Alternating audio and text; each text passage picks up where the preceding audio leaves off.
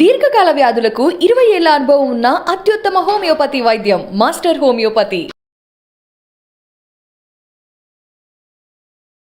నమస్కారం, welcome to I dream. నేను విజిత. ప్రస్తుతం మనతో పాటు ఉన్నారు ప్రముఖ ఆధ్యాత్మికవేత్త సుభాష్ శర్మ గారు. ఇప్పుడు వారితో మాట్లాడదాం. నమస్కారం గురుగారు. శ్రీమాత్రే నమః. గురుగారు, ఇంట్లో తరచూ గొడవలు జరుగుతూ ఉంటాయి. గొడవలు లేని ఇల్లే లేదనుకోండి, కొంతమంది ఇళ్లలో మాత్రం ఎక్కువగా జరుగుతూ ఉంటాయి. అటువంటి వాళ్ళు ఎటువంటి పరిహారం చేసుకుంటే బాగుంటుంది? తప్పకుండా తెలియజేస్తున్నాం. ముందుగా ప్రేక్షకులందరికీ శ్రీమాత్రే నమః, శ్రీ గురుభ్యో నమః. నమో దేవ్యై మహాదేవ్యై శివాయై సతతం నమః. నమ ప్రకృత్యై భద్రాయై నిహతాం ప్రణతాస్మిత. జీవితంలో గొడవలు పెరగడానికి గల కారణం అసూయ, ద్వేషము, ఈర్ష్య. ఈ మూడితోనే మనిషి జీవితంలో గొడవలకు కారణమవుతూ ఉంటాయి. గొడవలు ఊరికే ఏది పడితే దానికి గొడవలు రావు. ఎప్పుడైనా ఈ మూడిటితోనే ప్రధానమైనటువంటి గొడవలు ప్రారంభమవుతాయి. మళ్ళీ అది డబ్బు అనే దాంతో ఎండ్ అవుతాయి.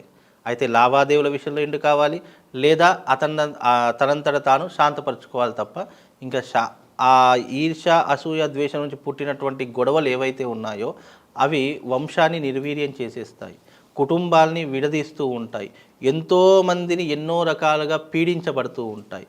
అందుకే గొడవలు అన్నదానికి అర్థం ఏంటి అంటే గనక, మనం ఎప్పుడైతే సంతోషంగా ఉండి ఎదుటి వాళ్ళు మనల్ని ఎప్పుడైతే కిందికి లాగేయాలని చూస్తారో అప్పుడు గొడవలు అనేటటువంటివి ఎక్కువ అవుతూ ఉంటాయి. గొడవలు అనేటటువంటి ఊరికి ఎక్కడ పుట్టవు. పొగ రాజేస్తేనే నిప్పు వెలుగుతుంది. అలాగే ఈ నిప్పు, ఈ పొగ, ఈ రెండింటినీ కూడా ఎలా తీసుకుంటాము అంటే, ఎక్కడైనా ఏ మనిషిలోనైనా సరే ఇతడు పైకి ఎదుగుతున్నాడు అన్నప్పుడు ద్వేషము, ఈర్ష్య స్టార్ట్ అవుతుంది. అక్కడ నుంచి గొడవలు అనేటటువంటి ప్రారంభమవుతాయి. మనుషులందరూ విడిపోయేటటువంటి తత్వం ఏర్పడుతూ ఉంటుంది. అందుకే ఇవన్నీ కూడా నెగిటివ్ని ఎక్కువగా ప్రొజెక్ట్ చేస్తూ ఉంటాయి. మనిషి జీవితంలో నెగిటివ్ ఎక్కువగా ప్రొజెక్ట్ అవుతుంది అని అంటే ఆటోమేటిక్గా మనం ఇంతకుముందు మనం ఒక వీడియో చేద్దాం, చెయ్యని తప్పుకి కూడా నీలాపనిందని అనుభవిస్తాం అంటే అలాంటి సిచ్యువేషన్ అనేటువంటి మనిషి జీవితంలో క్రియేట్ అయిపోతూ ఉంటుంది. కనుక ఇలాంటివి రాకుండా ఉండడానికి, గొడవలు అనేటటువంటి రాకుండా ఉండడానికి మనిషి జీవితంలో చేయవలసింది ఏంటి అంటే తక్కువగా మాట్లాడడం. ఎంత తక్కువ మాట్లాడితే మన జీవితంలో అన్ని గొడవలు తక్కువ అయిపోతాయి. ఎక్కువగా మాట్లాడము, ప్రతిదానికి వితండవాదం పెట్టుకున్నాం, ప్రతిదానికి అరుచుకున్నాం, ప్రతిదానికి నెగ్లెక్షన్గా సమాధానం చెప్పాం, ఆటోమేటిక్గా గొడవలు కూడా అదే రకంగా పెరుగుతాయి. గొడవలు ఎవరికి పెరుగుతాయి? భార్యాభర్తలకు. డబ్బు అనేటటువంటి రిలేషన్ ఏర్పడినప్పుడు, ఈ అప్పుల బాధలు అనేటువంటి పెరిగినప్పుడు ఇలాంటివి ఎక్కువగా, అంటే ఇప్పుడు ఉన్నటువంటి ఈ జనరేషన్లో గొడవలు ఎవరికి అవుతాయి అంటే ఎక్కువగా ఆస్తి తగాదాలు, భార్యాభర్తల మధ్య గొడవలు, అలాగే డబ్బుతో రిలేషన్ పెట్టుకున్నటువంటి ఏదైతే రిలేషన్షిప్ ఉంటుందో ఇది, ఈ మూడుటికి కూడా వద్దన్న గొడవలు అనేటటువంటివి విపరీతంగా జరుగుతూనే ఉంటాయి. కాబట్టి ఇవి జరగకుండా ఉండడానికి సనాతన ధర్మంలో, అదేవిధంగా తంత్రశాస్త్రంలో కొన్ని నియమాలను చెప్పారు. నియమాలు పాటించుకుంటూ విధానాన్ని పాటిస్తే గొడవలు అనేటటువంటివి రాకుండా ఉంటాయి. గొడవలు రావడానికి నెగిటివ్ ఎనర్జీ ఎక్కువగా మనిషి జీవితంలో గొడవలు తీయడానికి కారణమవుతూ ఉంటుంది. కనుక అలాంటి నెగిటివ్ ఎనర్జీ మనిషి మీద ఉండకుండా ఉండడానికి, చెడు దృష్టి, నరదృష్టి ఈ రెండూ కూడా మనిషి మీద ఉండకుండా ఉండడానికి మనిషి ఎప్పుడూ కూడా దైవారాధన చేసుకోవడం ఒక పద్ధతి.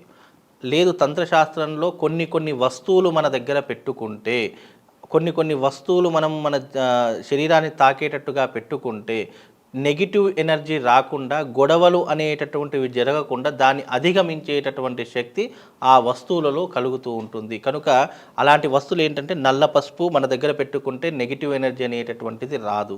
అలాగే ఒక ఎర్ర బట్టలో గోమతీ చక్రాలు, 11 గోమతీ చక్రాలు వేసుకుంటే నెగిటివ్ ఎనర్జీ వెళ్ళిపోవడంతో పాటు లక్ష్మీ కటాక్షం కలుగుతుంది అని చెప్పేసి.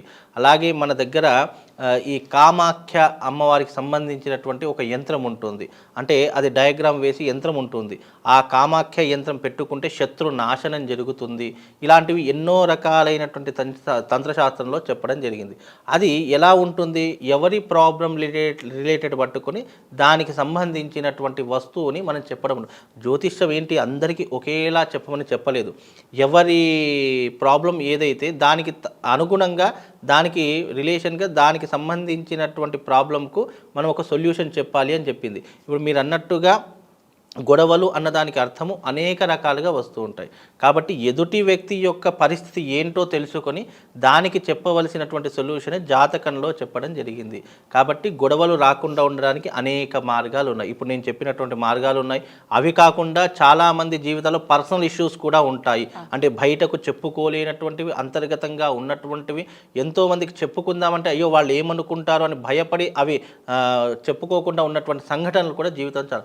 వాటికి ఏం చేయాలి? ఇలా ఎన్నో రకాలైనటువంటి గొడవలకు ఎన్నో రకాలైనటువంటి రెమెడీస్ ఉన్నాయి. కేవలము రెమెడీస్ అంటే ఏంటి? పరిష్కార మార్గము. పరిష్కార మార్గము అన్నిటికీ ఇదే పరిష్కార మార్గం ఎక్కడ కూడా చెప్పడం లేదు.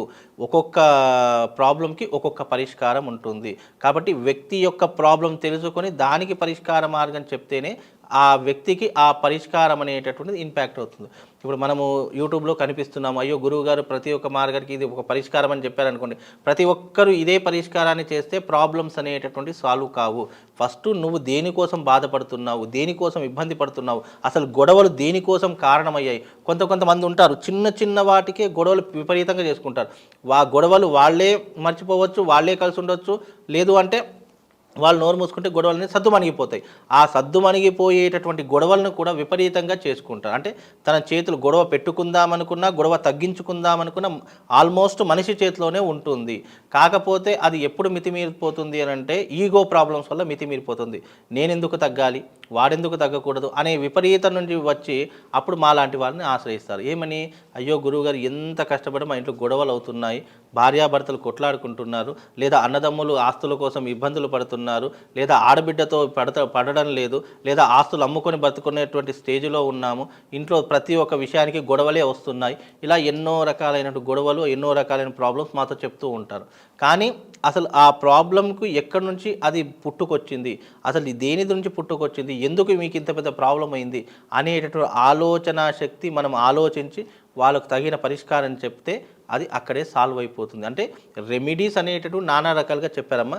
కాకపోతే ఎవరి ప్రాబ్లం బట్టి వాళ్ళకు మేము సొల్యూషన్ అనేటటువంటిది ఎక్స్ప్లెయిన్ చేస్తూ ఉంటాం.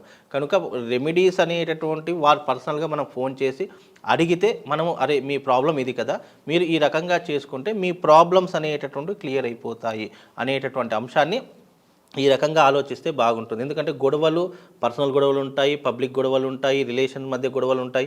అన్ని గొడవలకు మనం ఒకే పరిష్కారాన్ని మనం వీడియో ద్వారా చెప్పలేం. కాబట్టి మామూలు నార్మల్ గొడవలు అవుతున్నాయి, ఇంట్లో చిన్న చిన్న గొడవలు అవుతున్నాయి, ఎప్పుడు మనశ్శాంతి లేకుండా అవుతుంది అన్నటువంటి సమయంలో మీ ఇంట్లో ఎప్పుడూ కూడా గొడవలు అవుతున్నాయి అంటే లైక్ మీ ఇంట్లో నెగిటివ్ అనేటటువంటి ప్రవేశం చేసింది, దరిద్రం అనేటటువంటిది ప్రవేశం చేసింది. ఆ దరిద్రం వెళ్ళిపోవాలి అని అంటే ఉదయకాలము, సాయంకాలం ఇంట్లో ధూపం వేసుకోవడం మంచిది. అది కూడా సాంబ్రాణి వేసుకోవాలి. చాలామంది ధూపం అంటే అగరబత్తులు పెట్టేస్తుంటారు. అలా కాకుండా సాంబ్రాణి అనేటటువంటి దొరుకుతుంది. అది ఉదయకాలం, సాయంకాలం సాంబ్రాణి పొగ పడితే దాని నుంచి ఆ ధూపం నుంచి వెలువడినటువంటి ఏదైతే శక్తి తరంగాలు ఉంటాయో అవి నెగిటివ్ని దూరం చేసేస్తూ ఉంటాయి.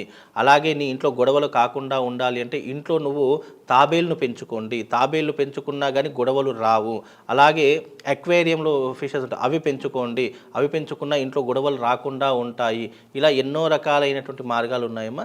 లైక్ వాళ్ళ సమస్యను బట్టి మనం పరిష్కారం అనేటటువంటి చెప్పడం చాలా ఉత్తమమైన. అంటే మామూలుగా సిల్లీ రీజన్స్కి ఇలా గొడవ పడితే ఇలాంటివి పెంచుకోండి. అంటే అలా పెంచుకున్నప్పుడు ఏంటంటే వాళ్ళ దృష్టి అనేటటువంటి ఏదైనా గొడవ జరిగినా ఏదైనా జరిగినా కూడా వెంటనే వాళ్ళ దృష్టి వీటి వైపు మళ్ళీ పోతుంది. కాబట్టి ఎప్పుడు గొడవలు మనము దృష్టి మార్చుకోవాలంటే మనకు దానికి మించినటువంటి ఏదైనా మనకు కనిపిస్తే ఇప్పుడు తాబేలు దైవంతో కూడుకున్నట్టు, చేపలు దైవతో కూడుకున్నటువంటివి ఇలా పెంచుకోవడం వల్ల ఇంట్లో కొన్ని ప్రాబ్లమ్స్ తగ్గిపోతాయి అని కొన్ని శాస్త్రాల్లో చెప్పడం జరిగింది. కాబట్టి ఇలాంటివి చేసుకుంటే గొడవలు తగ్గిపోతాయి. ఇక లేదు ఎప్పుడు చేసినా గొడవలు పెరుగుతున్నాయి, ఎప్పటికీ గొడవలు అసలు మాసిపోవడం లేదు, ఇవి ఎన్నో సంవత్సరాలు జరుగుతున్నాయంటే వాళ్ళ గొడవలకి ఏదైతే కారణం ఉందో దానికి పరిష్కార మార్గం అనేటటువంటి వాళ్ళ జాతక రీత్యా మనం చెప్పడం జరుగుతుందమ్మా. థ్యాంక్ యూ గురుగారు. శ్రీమాత్రే.